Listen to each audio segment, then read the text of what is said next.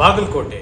ಈ ಊರಿಗೆ ಈ ಬಾಗಲಕೋಟೆ ಎಂಬ ಹೆಸರು ಹೇಗೆ ಬಂತು ಹಾಗೂ ಈ ಬಾಗಲಕೋಟೆಯನ್ನ ಕಟ್ಟಿದಂತವರು ಯಾರು, ಯಾವ ಅವಧಿಯಲ್ಲಿ ಕಟ್ಟಿದ್ದರು ಎಂಬುದನ್ನ ತಿಳಿದುಕೊಳ್ಳೋಣ ಬನ್ನಿ. ಮತ್ತೆ ತರ ಒಂದು ಊರು ಹಲವು ವಿಶೇಷ ಸಂಚಿಕೆಯಲ್ಲಿ. ಹಿಂದೆ 16-17ನೇ ಶತಮಾನದಲ್ಲಿ ಹಳೆಪೇಟೆ, ಹೊಸಪೇಟೆ, ಜೈನಪೇಟೆಗಳೆಂಬ 3 ಮುಖ್ಯ ಪೇಟೆಗಳಿದ್ವು. ಹಳೆಪೇಟೆ ಬಹಳ ಪುರಾತನವಾದದ್ದು. ಜೈನಪೇಟೆಯನ್ನ ಸವನೂರು ನವಾಬನು ಸುಮಾರು 1664 ಮತ್ತು 1755 ಒಂದು ಅವಧಿಯಲ್ಲಿ ಕಟ್ಟಿಸಿದ್ದಾರೆ ಎಂದು ಹೇಳ್ತಾರೆ. ಹಾಗೆ ಹೊಸಪೇಟೆಯನ್ನ 1791ರಲ್ಲಿ ಜೈನರಿಗೂ ಲಿಂಗಾಯತರಿಗೂ ಬಹಳ ಜಗಳ ಹುಟ್ಟಿದ್ದರಿಂದ ಈ ಹೊಸಪೇಟೆಯನ್ನ ಲಿಂಗಾಯತರು ಕಟ್ಟಿಸಿ ಬಂದು ನೆಲೆ ನಿಂತರು ಎಂದು ಹೇಳ್ತಾರೆ. ಅದೇ ರೀತಿಯಾಗಿ ಇಲ್ಲಿರುವಂತಹ ಕೋಲಪೇಟೆಯು ಆನಂದರಾವ್ ರಾಸ್ತೆ ಇವರ ಆಳ್ವಿಕೆಯಲ್ಲಿ ಕಟ್ಟಲ್ಪಟ್ಟಿದೆ ಎಂದು ಹೇಳ್ತಾರೆ. ಅದೇ ರೀತಿಯಾಗಿ ಗೋಪಾಳಪುರವನ್ನ 1845ರಲ್ಲಿ ನಿರ್ಮಾಣ ಮಾಡಲಾಗಿದೆ ಎಂದು ಹೇಳ್ತಾರೆ. ವೆಂಕಟ ಪೇಟೆಯನ್ನ 1856ರಲ್ಲಿ ರಾವ್ ಬಹದ್ದೂರ್ ತಿರುಮಲರಾವ್ ಇನಾಮದಾರನ್ ಎಂಬವನು ಸ್ಥಾಪಿಸಲ್ಪಟ್ಟನು ಎಂದು ಕೂಡ ಹೇಳ್ತಾರೆ. ಇದೇ ಒಂದು ಊರನ್ನ ತ್ರೇತಾಯುಗಕ್ಕೆ ಕರೆದುಕೊಂಡು ಹೋದ್ರೆ ಊರು ಆರಂಭದಲ್ಲಿ ರಾವಣನ ಭಜಂತ್ರಿಯವರ ಗ್ರಾಮವಿತ್ತೆಂದು ಹೇಳ್ತಾರೆ.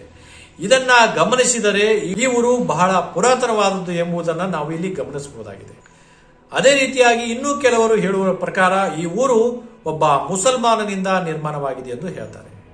ಹಾಗಾದ್ರೆ ಈ ಬಾಗಲಕೋಟ್ ಹೆಸರು ಬರಲು ಕಾರಣವಾದರೂ ಏನು ಎಂದು ಕೇಳಿದರೆ ಅದಕ್ಕೂ ಕೂಡ ಒಂದು ಐತಿಹಾಸಿಕ ಕಾರಣ ಇದೆ. ವಿಜಾಪುರದ ಒಬ್ಬ ಬಾದ್ಶಾಹನು ತನ್ನ ಮಗಳ ಮದುವೆಯ ಮಾಡಲು ಹೊರಟಿರ್ತಾನೆ. ಆಗ ಅವಳ ಬಳಿ ಶಾಸ್ತ್ರವನ್ನ ಆಯೋಜನೆ ಮಾಡಿರ್ತಾನೆ.